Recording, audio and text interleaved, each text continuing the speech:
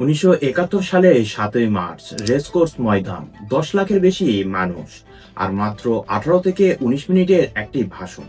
আমরা সবাই এই ভাষণটি শুনেছি। এবারে সংগ্রাম আমাদের মুক্তির সংগ্রাম, এবারে সংগ্রাম স্বাধীনতার সংগ্রাম।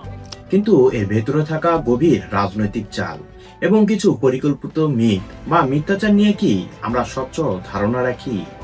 আজ আমরা আলোচনা করব কেন 7ই মার্চের ভাষণ বিশ্বের অন্যতম শ্রেষ্ঠ রাজনৈতিক দলিল, এবং কিভাবে এই ভাষণের ফিল্ম ধানের গোলায় লুকিয়ে বাঁচানো হয়েছিল ও কোন ব্যক্তি এই রেকর্ডেড ফিল্ম সংরক্ষণ করেছিল। বঙ্গবন্ধু কি সত্যি এই ভাষণের শেষে জয় পাকিস্তান বলেছিলেন? তাহলে চলুন জেনে নেওয়া যাক। আশা করছি এই ভিডিওটি সম্পূর্ণ দেখবেন। প্রথমে একটু প্রেক্ষাপটটা বুঝে নিই। বঙ্গবন্ধুর 7ই মার্চের ভাষণের প্রতিটি শব্দ 23 বছরের দীর্ঘ ও যন্ত্রণাদায়ক ইতিহাসের উপর দাঁড়িয়েছিল। 1947 সালের দ্বিজাতি তত্ত্বের ভিত্তিতে পাকিস্তান সৃষ্টির পর থেকেই পূর্ব পাকিস্তান কাঠামোগত বৈষম্যের শিকার হতে থাকে। পশ্চিম পাকিস্তানি শাসক গোষ্ঠী পূর্ব পাকিস্তানকে একটি অভ্যন্তরীণ উপনিবেশ হিসেবে ব্যবহার করতে শুরু করে, যেখানে অর্থনৈতিক সম্পদ আরোহিত হতো পূর্ব থেকে কিন্তু ব্যয় হতো পশ্চিমে। 1970 সালের 7 ডিসেম্বর অনুষ্ঠিত পাকিস্তানের প্রথম সাধারণ নির্বাচনে বঙ্গবন্ধুর নেতৃত্বে আওয়ামী লীগ জাতীয় পরিষদে নিরঙ্কুশ সংখ্যাগরিষ্ঠতা অর্জন করে। 300টি সাধারণ আসনের মধ্যে 167 আসন লাভ করে আওয়ামী লীগ এককভাবে সরকার গঠনের ম্যান্ডেট পায়। কিন্তু পাকিস্তানি সামরিক শাসক জেনারেল ইয়াহিয়া খান এবং পিপলস পার্টির নেতা জুলফিকার আলী ভুট্টো ক্ষমতার এই গণতান্ত্রিক রূপান্তর মেনে নিতে অস্বীকার করেন। 1971 সালের 1 মার্চ জাতীয় পরিষদের পূর্ব নির্ধারিত অধিবেশন অনির্দিষ্টকালের জন্য স্থগিত করা হয়। তখন পূর্ব পাকিস্তান এক আগ্নেয়গিরিতে পরিণত হয়। 2 মার্চ ঢাকা বিশ্ববিদ্যালয়ের বাংলাদেশের মানচিত্র খচিত পতাকা উত্তোলন করা হয় এবং 3 মার্চ পল্টনে স্বাধীনতা ইস্তেহার পাঠ করা হয় ছাত্রলীগের নেতৃত্বে। এই উত্তাল সময়ে 7ই মার্চের ঐতিহাসিক জনসভার ঘোষণা আসে। জনতা আশা করেছিল বঙ্গবন্ধু সরাসরি স্বাধীনতার ঘোষণা দেবেন, কিন্তু বঙ্গবন্ধুর সামনে ছিল অত্যন্ত জটিল আন্তর্জাতিক এবং সামরিক সমীকরণ। বঙ্গবন্ধুর 7 মার্চের ভাষণটি মূলত একটি কৌশলগত স্বাধীনতার ঘোষণা, ট্যাকটিক্যাল ডিক্লারেশন অফ ইন্ডিপেন্ডেন্স। তিনি এমনভাবে কথা বলেছিলেন যাতে বাঙালিরা যুদ্ধের পূর্ণ প্রস্তুতি গ্রহণের বার্তা পায়, কিন্তু আন্তর্জাতিক পরিমণ্ডলে পাকিস্তান সরকার তাকে বিচ্ছিন্নতাবাদী হিসেবে চিহ্নিত করতে না পারে। এই যে রাজনৈতিক ভারসাম্য রক্ষা করা, এটাই ছিল 7 মার্চের ভাষণের সবচাইতে বড় চ্যালেঞ্জ। বঙ্গবন্ধু সেদিন রাজনীতির দাওয়ার চাল দিয়েছিলেন খুব চমৎকার ভাবে। বঙ্গবন্ধুর এই ভাষণের সবচাইতে শক্তিশালী জায়গা হলো এর কন্ডিশনাল রিভোল্ট। বঙ্গবন্ধু কিন্তু শুরুতে যুদ্ধের কথা বলেননি, তিনি পরিষ্কার 4টি শর্ত দিয়েছিলেন। 1. মার্শাল ল প্রত্যাহার। 2. সেনাদের ব্যারাকে ফিরিয়ে নেওয়া। 3. গণহত্যার বিচার। 4. নির্বাচিত প্রতিনিধিদের হাতে ক্ষমতা দেওয়া। এটি ছিল একটি অত্যন্ত সূক্ষ্ম রাজনৈতিক চাল।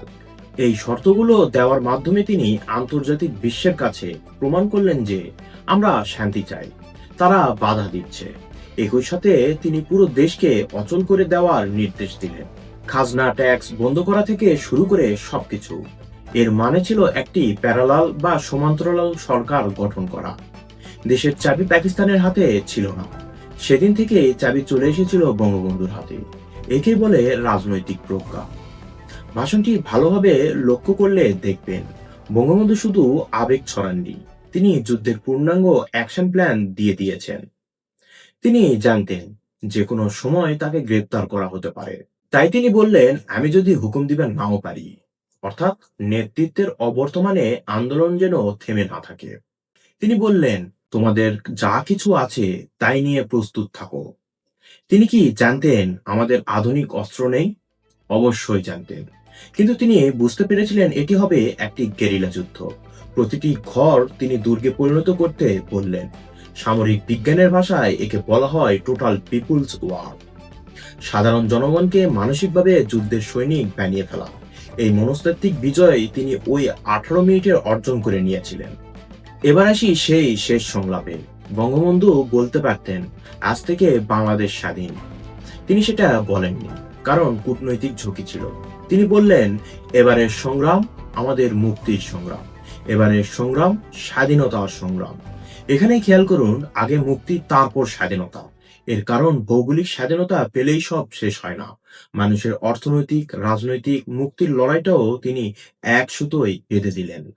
ইউনেস্কো এই ভাষণকে মেমোরি অব দ্য ওয়ার্ল্ড হিসেবে স্বীকৃতি দিয়েছেন কেন? কারণ এটি লিখিত কোনো বক্তব্য ছিল না, কোনো মহড়া ছাড়াই একজন মানুষের কণ্ঠ থেকে সরাসরি একটি জাতি জন্মেছিল। এটি বিশ্বের একমাত্র অলিখিত ভাষণ যা একটি দেশের মানচিত্র বদলে দিয়েছিল। একটি মহল দাবি করে বঙ্গবন্ধু নাকি এই ভাষণ শেষে জয় পাকিস্তান বলেছিলেন। এটি একটি সম্পূর্ণ মিথ্যাচার। কেন এই কথাটি মিথ্যা তার তিনটি অকাট্য প্রমাণ দিচ্ছি। প্রথমত, কারিগরি প্রমাণ। বঙ্গবন্ধুর ভাষণে যে অরিজিনাল অডিও এবং ভিডিও রেকর্ড ইউনেস্কোর কাছে সংরক্ষিত আছে এবং যা সারা বিশ্বে প্রচারিত, তাতে কোথাও এই শব্দ নেই। 1971 সালে লাইভ ভাষণ থেকে একটি শব্দ কেটে ফেলা, সেই এডিট করা কপি কয়েক ঘন্টার মাধ্যমে সারা দেশে ছড়িয়ে দেওয়া প্রযুক্তির বিচারে অসম্ভব ছিল। দ্বিতীয়ত, গণমাধ্যমের প্রমাণ। 8ই মার্চ 1971-এর কোনো দেশি বা বিদেশি পত্রিকায় বঙ্গবন্ধুর মুখে জয় পাকিস্তান উচ্চারণের কথা লেখা হয়নি। দৈনিক ইত্তেফাক থেকে শুরু করে পাকিস্তানি অবজারভার কেউই এটি লেখেননি। যদি বলতেন পাকিস্তানি মিডিয়া, তো হেডলাইন করত। তৃতীয়ত, রাজনৈতিক যুক্তি। বঙ্গবন্ধু যখন বলেছেন এ দেশের মানুষকে মুক্ত করে ছাড়বো, যখন তিনি পাকিস্তানের শোষণের বিরুদ্ধেই 23 বছরের রক্তমাখা ইতিহাসের বর্ণনা দিচ্ছেন, তখন সেই ভাষণের শেষে তিনি কেন পাকিস্তানের জয়গান করবেন? এটা কি মানায়? বঙ্গবন্ধু ছিলেন জনগণের নারী বোঝা নেতা, যে জনগণ জয় বাংলা স্লোগানে মাঠ কাঁপছিল। তাদের সামনে জয় পাকিস্তান বলা মানেই ছিল নিজের নেতৃত্বের কাঁপিনে নিজেই পেরেক ঢোকানো। বঙ্গবন্ধু তা কখনোই করেননি। নিউজউইক তাকে এমনি এমনি পোয়েট অফ পলিটিক্স বলেননি। তার প্রতিটি শব্দ ছিল কাব্যিক। তিনি বলেছিলেন 7 কোটি মানুষকে দাবায় রাখতে পারবো না। এই যে দাবাই শব্দটি, এটি মাটির মানুষের ভাষা। এই ভাষণের কারণে আজ ইউনেস্কো একে মেমোরি অব দ্য ওয়ার্ল্ড হিসেবে স্বীকৃতি দিয়েছে। লিঙ্কনের গেটিসবার্গ অ্যাড্রেস ছিল লেখা কাগজ দেখে পড়া, কিন্তু বঙ্গবন্ধুর ভাষণ ছিল সম্পূর্ণ স্বতঃস্ফূর্ত এবং হৃদয়ের গভীর থেকে আসা। কিন্তু এই যে ভাষণ আজ আমরা দেখছি, তা কি আমরা আদৌ পেতাম? ঐতিহাসিক সেই ভাষণটি যারা চলচ্চিত্রে ধারণ করেছিলেন, তাদের একজন হলেন তখনকার ফিল্মস ডিভিশনের ক্যামেরাম্যান আমজাদ আলী খন্দকার। তিনি বিবিসিকে বলেছিলেন, আমি তৎকালীন পূর্ব পাকিস্তান ফিল্মস ডিভিশনের সহকারী ক্যামেরাম্যান হিসেবে কাজ করতাম। 7ই মার্চের সেই ভাষণ তৎকালীন পূর্ব পাকিস্তানের মানুষকে স্বাধীনতা সংগ্রামের অনুপ্রেরণা জুগিয়েছিল।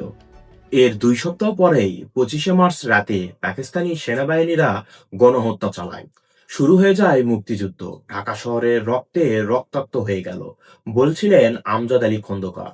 আমাদের মনে হলো বঙ্গবন্ধুর এই ফিল্ম তো চালিয়ে দিবে, বঙ্গবন্ধুকে নিয়ে গেছে। এই ফিল্ম না থাকলে কিছুই তো আমরা পাবো না। সচিবালয়ের ভেতরে আমাদের অফিস ছিল তখন। খায়ের সাহেবের অনুরোধে আমি শুধু একা জীবনের ঝুঁকি নিয়ে সচিবালয় থেকে ফিল্মটা নিয়ে বের হয়ে যাই। আমি সদরঘাট থেকে একটা 42 ইঞ্চি ট্রাঙ্ক কিনলাম। সেই ট্রাঙ্কের ভেতরে বঙ্গবন্ধুর আগের যত ভাষণ, ফিল্ম যা রেকর্ড করা ছিল, তা সব নিয়ে আমি সচিবালয় থেকে বেরোই। সচিবালয় থেকে বেরোনো খুব দুরূহ ব্যাপার ছিল। সব কেটে পাহারা দিত অবাঙালিরা। এপ্রিল মাসের 8 বা 9 তারিখে আমি সচিবালয় থেকে বেরিয়েছিলাম। দৌড় থানায় ছিল মজিদ দারোগার বাড়ি। সেইখানে নিয়েই এই ট্রাঙ্কটি আমি সংরক্ষণ করি। পরে আরো নিরাপত্তার জন্য চারকোষা বলে একটি গ্রাম আছে, সেখানে নিয়ে যাওয়া হয়।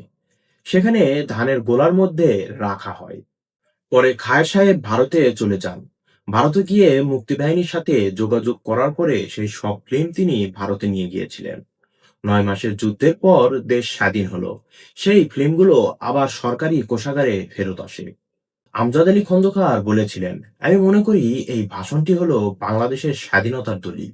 এমন কোনো কথা নেই যা বঙ্গবন্ধু এতে বলে যাননি। 7ই মার্চের ভাষণ আমাদের কাছে কেবল একটা বক্তৃতা নয়, এটি আমাদের আইডেন্টিটি।